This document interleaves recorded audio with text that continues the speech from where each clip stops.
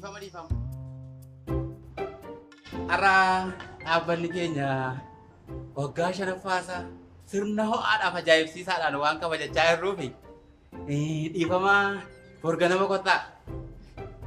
Beeka saganticha hirmaachuu kan. Sagantaa hirmaachuu barbaadde.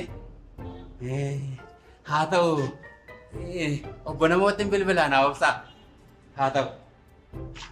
Obbo namoota.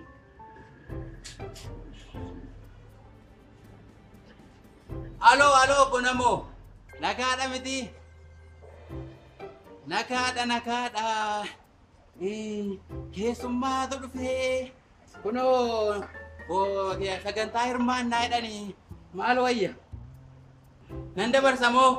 Haa ta'u haa dhufan gaa. Saalaano durba. Eeyyee. Haa ta'u. Seenaa jedhan. Eenyu maqaan? Maqaan koo Sanyii Beenyaanaan jedhan. Galatooma. Galatooma. Sinooree.